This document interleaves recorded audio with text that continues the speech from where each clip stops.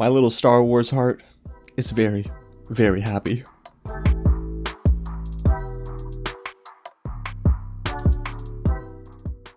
What's going on, everyone? James here with another real review, and today we're talking all about the first 3 episodes of Andor, which premieres exclusively on Disney Plus tomorrow, September 21st. A huge thank you to Disney Plus for giving me the chance to watch these episodes early for a review. Now, I've seen the first 4 episodes, but we're only going to talk about the first 3 because, well, I don't want to get ahead of myself here, guys, and these are my spoiler-free thoughts, and trust me, you're probably going to enjoy what you're about to hear. The first 3 episodes are directed by Toby Haynes, and they star Diego Luna as Cassian Andor, Adria Arjona as Bix, Kyle Soller as the Deputy Inspector, and Stellan Skarsgård as a mysterious ally, friend, or foe. Yeah, they leave that role a little ambiguous and mysterious for the first 3 episodes, but guys, before we get into all of my thoughts and we break down what really worked and what didn't work with one episode in particular here in Andor, if it is your first time here at the channel, welcome to Real James, where I love talking about movies, TV, and all the news in between. So if you do too, go ahead and hit the big red button below, subscribe to the channel, tap on the bell, and hit the thumbs up button for more content just like this.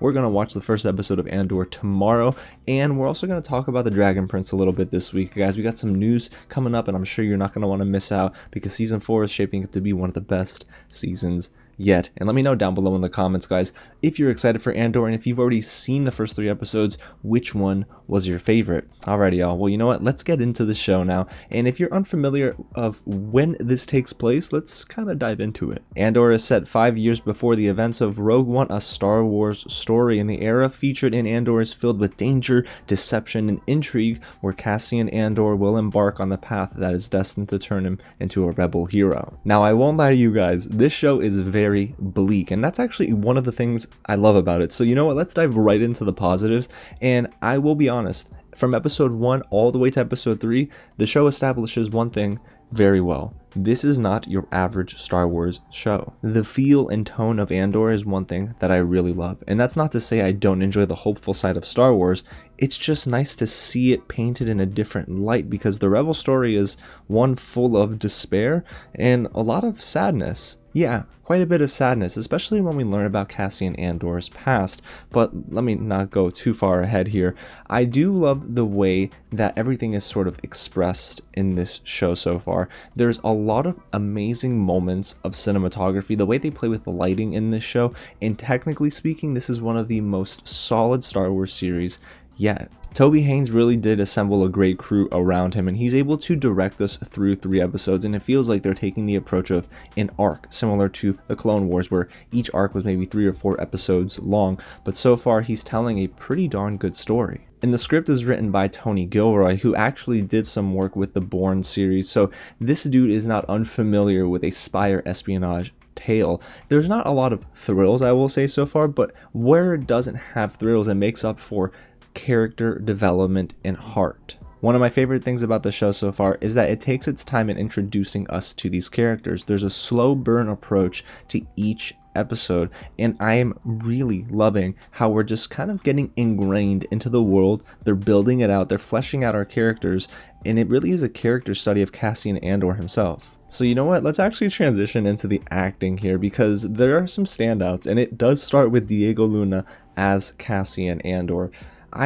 When I tell you Star Wars shows have been getting casting decisions absolutely right, they actually do, and in this case there's no exception. Diego Luna is magnifique. He is incredible in this show. The way that he's able to transition between being someone who is shaping up to become a rebel hero, he's slick, he's got some swagger, to someone who is basically coming down to a ground level, and that is what Bix does to him. He's able to communicate with her differently than he does with everyone else. He's a big tough guy on the outside, but on the inside I do believe he's that little kid that we get glimpses of in these flashbacks. And I'm actually really glad that we have flashback sequences where we see a young Cassian Andor and his people, because it helps tell the story of present day Cassian Andor and how he's actually interacting with people and the way that his life has shaped up to be. And there's also one moment, I believe it's in episode 2 or 3, where Cassian Andor is, man, he's got a way to control the screen. His presence is really impressive, and I just like,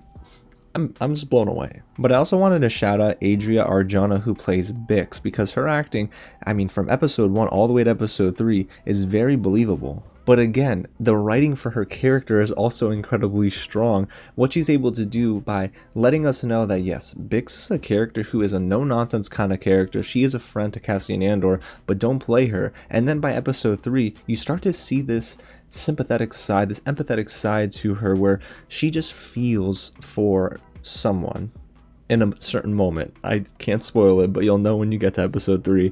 But Bix is a character that I honestly love. I don't know what it is, but I just gravitated towards the way she's able to interact with others and get her way in a sense. And I love the way she navigates through this world, and especially on Ferrix, where she's able to just sort of really control the town in a certain sense. And one of my last standouts is Dave Chapman, who voices B. Now, B is a droid. Yes, you're wondering, what the heck, how is a droid a standout? But something about the way Star Wars is able to recruit these voice actors and make droids have a lot of personality, it just speaks to me. I'm currently watching Star Wars Rebels, and the way that Chopper is able to have such a personality, right, is just incredible. And it's the same thing with B. I sometimes am frustrated by B, and sometimes I am in love with B through these 3 episodes. And that's just 3 episodes of 12 in total, so I can't wait to see more of B. But Dave Chapman does a really good job here making me laugh, providing a little bit of levity, but also you feel for B, especially when you learn where B came from in the journey to the present day. So it is beautiful to see how B is just incorporated and is the sidekick really to Cassian and Andor. So we have some incredible direction, a lot of great acting here so far, but I do want to talk about something else that I think ties all of this together, and that is Nicholas Britell's score. His music composition here is unreal, guys. I am captivated every time the opening title treatment is played, but also within each episode, the score is just fantastic. Now, if you've watched Succession on HBO, you've heard of Nicholas Britell. If you've seen If Beale Street Could Talk, you know about Nicholas Britell. Heck, if you've seen Moonlight, you know about Nicholas Britell. The man has his hands in so many incredible projects, but his score is quite honestly one of the main characters here in Andor. It's so beautifully woven into the story, and there's something also about his score that transports me to the world of Ferrix, to this world of Andor, and I'm thinking, man, I didn't think I could love this show any more than I already do. And then the score is taken into account, and you think, man, is this one of the best Star Wars series yet? And the last positive here before we get into some of my negatives, I really love the scale of this show. There's a great deal of scope. The scope is wide here, you guys, and I enjoy the cinematography so much. There are a lot of moments where, I'm not gonna lie to you guys, I thought, oh gosh, when this gets released on Disney Plus, I need to screenshot this moment. It is beautiful. This would make an amazing wallpaper image. There are so many moments like that in this show, and it is just gorgeous. It's a gorgeous show to look at, and I know that's weird to say after I said, oh, it's very bleak, but it's true because of the way that all of this feels very practical. Now, of course, they probably used the volume, or maybe they didn't use the volume. From what I remember, they didn't use much green screen. They shot on location, but whatever green screen they used, it was pretty seamlessly used in the show. So I loved how this looked, how it felt, how it was framed, and honestly, I cannot wait to watch this on the big screen, hopefully, or a bigger screen in my house. Alrighty, y'all, so you've heard me rave about the first 3 episodes of Andor, but what doesn't work? Well, there are a few things, unfortunately, that I'm not 100% sold on just yet. And the first, to me, is the pacing at times. So the reason I say that is because, one, I do love the slow burn approach and the character study, like we mentioned, for a lot of these standouts. However, episode 2 presented some back and forth issues for me. On one hand, I really appreciated how the episode ended and how it actually led into episode 3 and made that feel like a complete episode. But there are some issues that I had with the slowness of episode 2, and I'm going to be honest, it focuses a lot on this character of the Deputy Inspector played by Kyle Soller, and I don't think that he's a strong character so far. I definitely understand the motivations and everything that the character is going through, and the show does a pretty good job at illustrating that. However, that doesn't make it completely interesting. The momentum is sort of halted very often whenever we focus on the Deputy Inspector, and this is a character that I know is trying to prove himself and his rank among his peers, and he has a tough time leading them even into battle. But it's not necessarily something that I latched onto, and I do want to give it the benefit of the doubt because, again, this is a 12 episode season, so maybe that bit of time we spend with the deputy inspector pays off, but I'm not very sold on this character, and I didn't really love the approach in episode 2 as much as I do in episodes 1 and 3, which are fantastic. Episode 2 is sort of in the middle for me. And this is the episode where we also get a lot of rough CGI. There are moments where maybe it looked unfinished, so possibly in the final product it will look different, you guys, because of course sometimes in screener copies we get unfinished CGI, but things sort of looked very off. There was one moment where I believe it's a young Cassian Andor is overlooking this gulch in a way where it's this big canyon where it looks like it's been gutted, and to me it didn't even look real. It looked storyboarded in a way, like it looked like they just used concept art and overlaid it on the image. It didn't really work, and it also kind of took me out of the experience. And there's also another instance of that, I think in episode 2 or 3 as well, where we get some really weird CGI when we're in the cockpit of one of these pilots and their ship. So I really was hoping maybe it would be cleaned up a little bit, but I'll wait and see the final product and see if maybe that changes. But for now, the CGI does sort of stick out like a sore thumb every now and then. And this next point is not necessarily a negative, it's maybe a little bit more of, okay, where are we going? I will be patient, of course, but Stellan Skarsgård gets introduced in episode 2 very briefly, and then episode 3 we sort of start to get led on to what his motivations are, and I won't want to spoil anything, but I will tell you that I think it's going somewhere special. It's just we don't necessarily get a lot of that bit of character development yet, so I'm expecting that maybe in episode 4, 5, and 6 altogether as an arc, so we'll see. But Stellan Skarsgård not given much love just yet, but I'm not entirely mad at it because we are focusing a lot on Cassian Andor, a lot on Bix, and a lot on this character named Marva, who I again don't necessarily want to spoil who she is, but it is actually a really cute and sweet image that they do paint with this character and Cassian. So not many negatives, guys, to be honest with you. That's pretty much all I have for my negatives, because outside of that, this show is something special. Andor is only 3 episodes in, at least I'm only 3 episodes in so far, and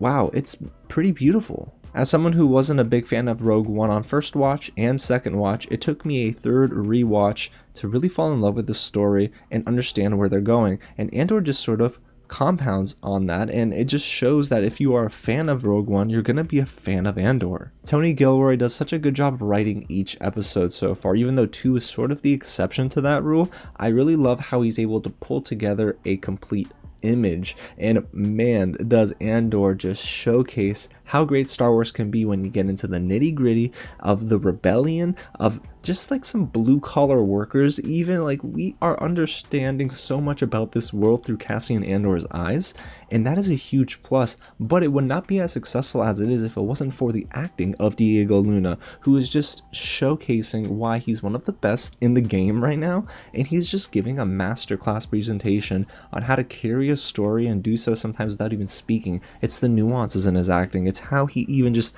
acts with his eyes sometimes that sells me. There's also such a rewatchability factor with each of these episodes where I just want to pick up something new, and every time I would go back and I would like kind of go frame by frame, I would see something I didn't see on first watch. So I do recommend, if you want to even go back and watch these episodes, because it's going to be worth your time. And above all else, this show leaves breadcrumbs that I do feel like are going to pay off to something. At the end of every episode, we get a little bit more and we understand a little bit more of this story and what they're trying to tell. And so far, everything has truly paid off. All of that waiting for this show, it's paid off, you guys. And I'm going to be honest, I love it. So far, this is an A show for me. I would grade it an A through 3 episodes, and I can't wait to see the rest. So guys, there you have it. That's my real review of Andor through 3 episodes. Of course, next week, come back to the channel. We're going to talk episode 4. I can't wait to see what basically gets unraveled in that episode, because by the end of episode 3, I'm thinking it's about to get crazy. And again, let me know down below in the comments what you thought about my review. Do you agree with me? Do you disagree with me? Are you kind of in the middle? Because there's so much to talk about with this show, and I just can't wait to have that conversation with each and every one of you. Man, it felt so good to talk about Star Wars. Honestly, I just finished the Clone Wars, I started Star Wars Rebels, and now we got Andor. Like, there's so much Star Wars goodness out there right now, and I'm latching onto every bit of it. Again, thanks so much for watching, and I'll catch you at the next screening. Man, gosh, I love this show, man.